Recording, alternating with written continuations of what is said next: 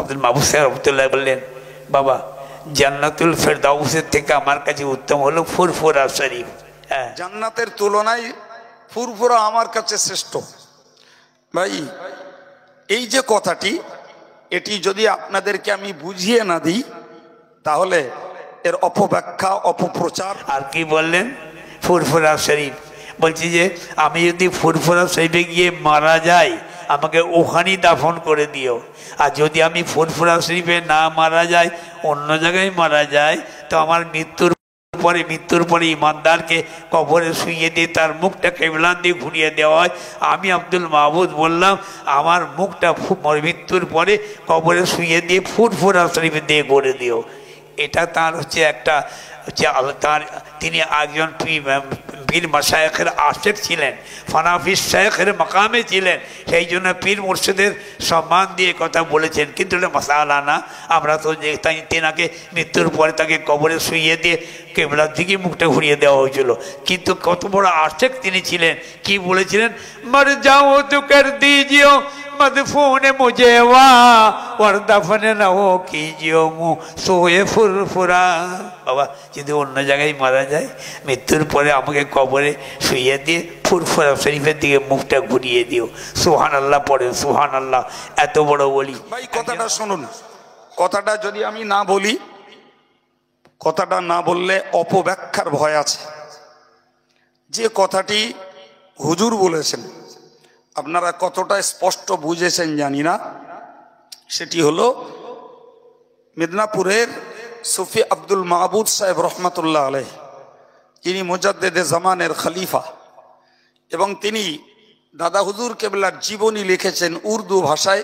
সওয়ানিহে উমরি নামক একটি কিতাব লিখেছেন। ভাই এই মানুষটার একটা আবৃত্তি তিনি করেছেন, যে আবৃত্তির ভিতর থেকে দুটো কথা আপনাদের শোনার দরকার। নাম্বার ওয়ান হলো, তিনি বলেছেন যে জান্নাতের তুলনায় ফুরফুরা আমার কাছে শ্রেষ্ঠ। ভাই এই যে কথাটি, এটি যদি আপনাদেরকে আমি বুঝিয়ে না দিই তাহলে এর অপব্যাখ্যা, অপপ্রচার যেমন হবে কিছু ভিন দলীয় মানুষের কাছে, তেমন কিছু সদলীয় মানুষ ভুল বুঝে এই কথাটিকে অপপ্রচার করবে। যেহেতু বইকারাতে কথাটা হয়েছে এবং আব্দুল কাইয়ুমের উপস্থিতিতে, ব্যাপারটা ভয়ঙ্কর।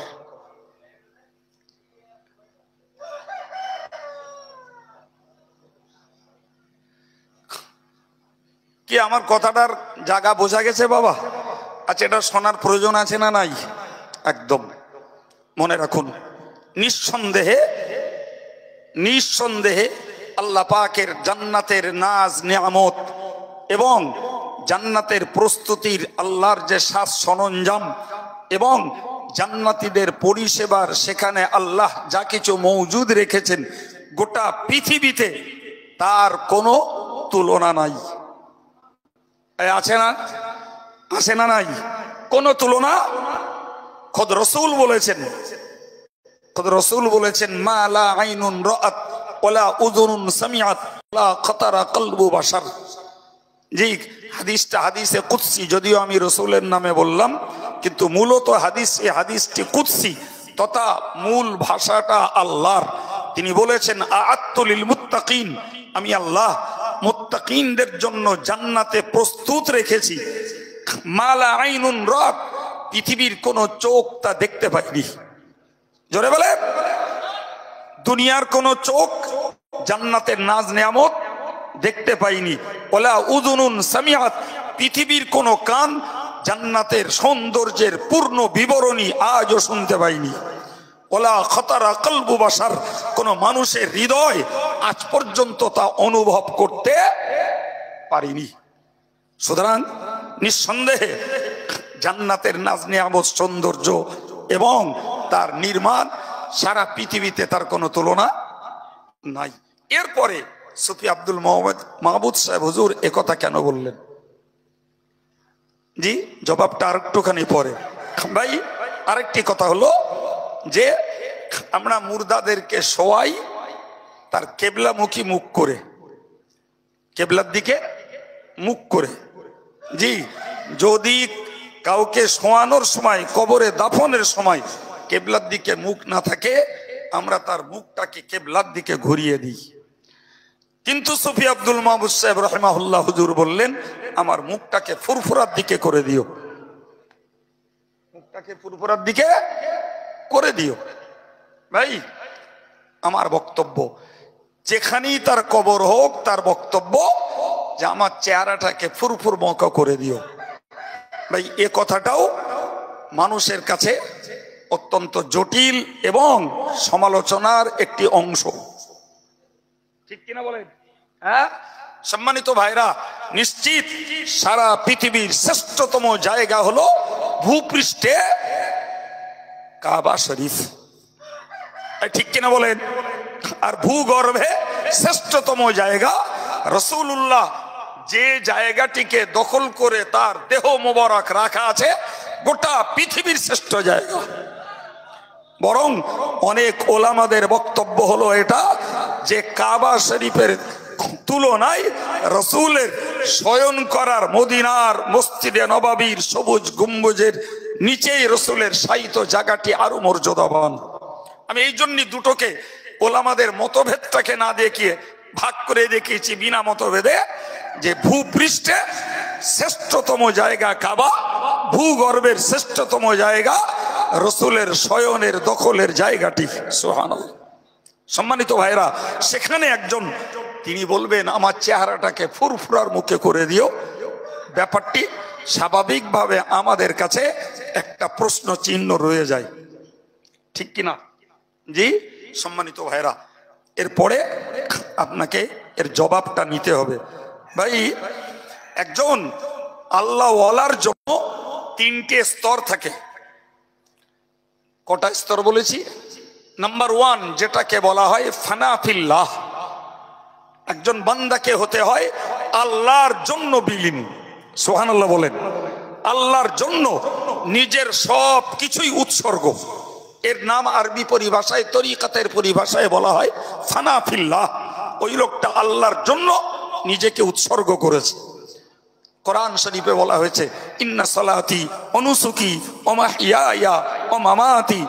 নবী ইব্রাহিম বলেছিলেন, আমার রাসূল বলেছিলেন, আমার নামাজ, আমার কোরবানি, আমার জীবন, আমার মরণ সব আমার আল্লাহর জন্য বরাদ্দ। একে বলা হয় ফানা ফিল্লাহ। জি সম্মানিত ভাইরা আমার, এটা উচ্চ স্তর। ওই স্তরে পৌঁছাতে পারলে তবে একজন হতে পারে প্রকৃত আল্লাহর ওলি। নাম্বার 2 ফানাফির রসুল। ফানাফির রসুল, রসুলের জন্য নিজেকে বিলীন করা।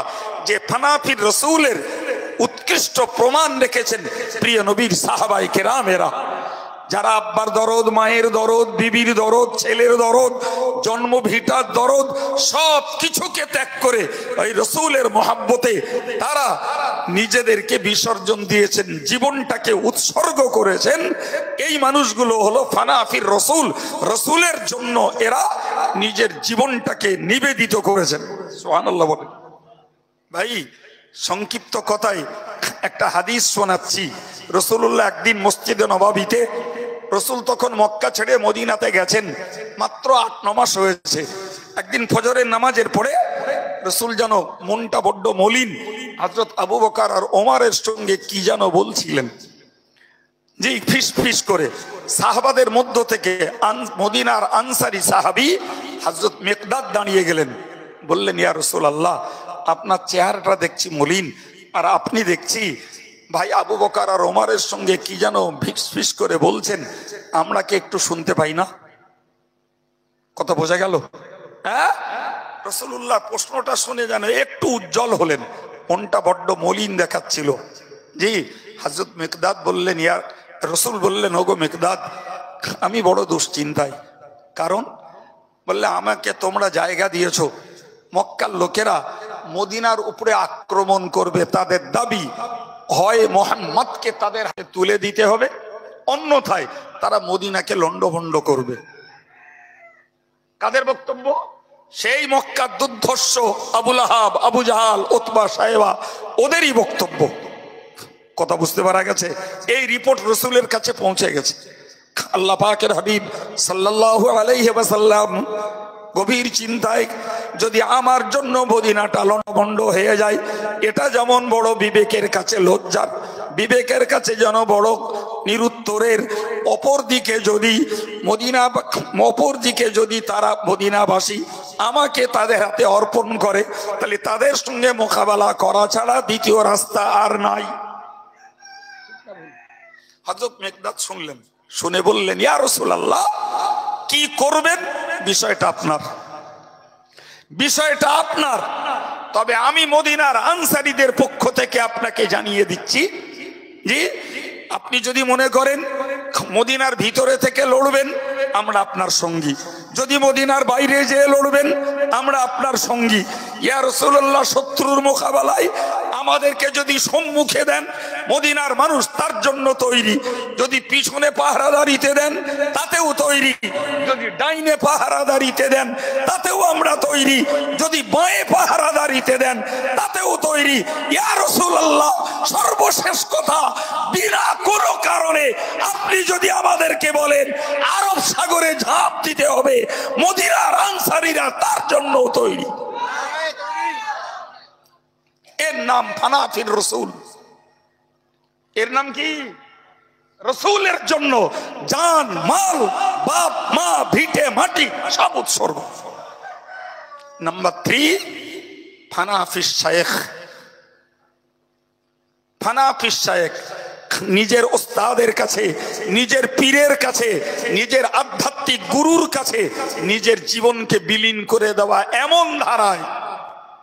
এমন ধারায় কেতাবের কথা হলো, তুমি জীবন্ত হয়ে সত্যকারের তোমার একজন শায়েখের কাছে, তোমার একজন উস্তাদের কাছে, তোমার একজন আধ্যাত্মিক গুরুর কাছে তুমি মরা লাশের মতো হয়ে যাও। এই কার মতো? মরা লাশের মতো। মরা লাশের নিজস্ব দাবি দাওয়া, নড়া চড়া, যে তার মুখের ভাষা আর বডি ল্যাঙ্গুয়েজ, অঙ্গের ভাষা কিচ্ছু আছে বাপ? হ্যাঁ, জীবন্ত মানুষগুলো যেভাবে বসায়, যেভাবে কাজ করে, যেভাবে গোসল দেয়, সব কিছুই ওইভাবেই তাকে অম্লান বদনে অকপটে বরণ করতে হয় একজন মরদেহকে। জি, তো যদি কেউ সত্যকারের আল্লাহর প্রেম লাভ করতে হয়, তার ফার্স্ট স্টেজে তার পীরের কাছে তার নিজের জীবনটাকেও এরকম সঁপে দিতে হয়। যদি জীবন গড়তে হয়, নিজের আদর্শ ওস্তাদের কাছে, নিজের শায়েখের কাছে নিজের জীবনটাকে ওইভাবেই বিলীন করে দিতে হবে। ওইভাবে তিনি যা বলবেন, হ্যাঁ তো হ্যাঁ, না তো না, তার উপরে কথা বলবো না, কথা চলবে না, তার উপরে আমি কোনো খবরদারি করব না, তার উপরে আমি কোনো কথা বলবো না। ভাই, একেই বলা হয় ফানাফিস শায়েখ, নিজের শায়েখের জন্য নিজেকে উৎসর্গ করা। এই কথা বুঝতে পারছেন কি ভাই? এর মানে এই নয় যে কারুর একটা পালু মাছ জিন্দাবাদ দিয়ে দিলুম, আর আব্দুল কাইয়ুম আজকে যা বক্তব্য রাখলে ওই বক্তব্য সেখানে গিয়ে কাজে লাগালুম। গুলিয়ে যেন আবার অযোগ্যকে যোগ্য আসন দিয়ে বসবেন না, সেটাও বলো ভুল। এই কথা বুঝতে পারছেন না? ও পীরকে তা আপনাকেও ভাবতে হবে। লম্বা কথা নয়, তবে আপনাদের শুনবার আগ্রহের জন্য ধন্যবাদ। জি ভাই, মুজাদ্দেমান দাদা পীর সাহেব কেবলার কাছে ওই আগরদাড়ি সুফি ফতে আলী, এই সুফি ফজলুল করিম সাহেব রাহিমাহুল্লাহ হুজুর গেলেন। জীবনে বিয়ে করেছিলেন, বিয়ে করার পরে কোনো কারণবশ স্ত্রী থাকিনি, জীবনে আর বিয়ে করেননি। তামাম জীবন সাবু খেতেন, সাবু, আমাদের মতো ভাত মাছ রুটি গোশ খেতেন না। অথচ দীর্ঘদিন পরে পীরের কাছে যেয়ে বলছেন, হুজুর আমি বিয়ে করব। তখন বার্ধক্যে উপনীত সুফি সাহেব হুজুর, তখন বার্ধক্যে উপনীত, তিনি বললেন আমি বিয়ে করব। মুজাদ্দেমান দাদা হুজুর কেবলা বললেন, বাবা বিয়ে করবে? বলছে জি হুজুর। আবার বললেন, বিয়ে করবে বাবা? বললে জি হুজুর। যদি বিয়ে না করো, পীরের কাছের বক্তব্য বুঝুন, পরিষ্কার বলে দিলেন যে হুজুর বিয়ে যদি না করি তাহলে অপকর্মে জড়িয়ে পড়ার ভয় আছে। ও ভাই, এই কথাটা কেউ সহজে কারোর সামনে বলতে চায়? পরিষ্কার ক্লিয়ার বলে দিলেন। মুজাদ্দিদামান ফুরফুরা পীর সাহেব কেবলা হুজুর সুফি ফজলুল করিম রাহিমাহুল্লাহ হুজুরকে বললেন, ও বাবা তুমি আমার এই দুই ভুরুর মাঝখানটার দিকে তাকাও। তিনি তাকিয়ে রইলেন। মিনিট খানেক পরে বললেন, ও বাবা চোখটা নামিয়ে বলো বিয়ে করবে? বলে, না হুজুর আর বিয়ে করব না। আর একটু চিল্লে বলুন। তার মানে ওনার ভিতরে যে যৌন উন্মাদনা তৈরি হয়েছিল, মুজাদ্দিদে জামান ফয়েজের মাধ্যমে সেই যৌন উন্মাদনাকে ছিনিয়ে নিয়েছেন। এরাই তো হলো পীর। জি, আজকে শুনছিলেন না যে আমি পীর, আমার পীরিত্ব অমুকিত দিছি, ওর পীরিত্ব ছেলের দেবে। এই হালে শুনছিলাম 3-4 দিন আগে। কথা বুঝতে পারছেন না?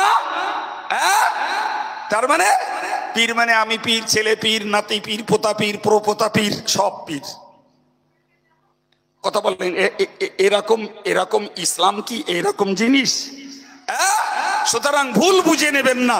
ফানা পীর শেখ যার কাছে গেলে আপনার জীবন সংশোধন হয়, আমল সংশোধন হয়, চরিত্র সংশোধন হয়, সব থেকে বড় কথা হলো খোদা প্রাপ্তি লাভ হয়। চিল্লে বলুন সুবহানাল্লাহ। যার সান্নিধ্যে, যার সোহবতে আপনার খোদা প্রাপ্তি লাভ হয়, আল্লাহর সান্নিধ্য লাভ হয়, সেই তো হলো আপনার আধ্যাত্মিক গুরু, আপনার প্রকৃত কলবের ডাক্তার তিনি। ওই রকম মানুষের কাছে নিজের জীবনকে বিসর্জন করাকেই তরিকতের ভাষায় বলা হয় ফানা পীর শেখ।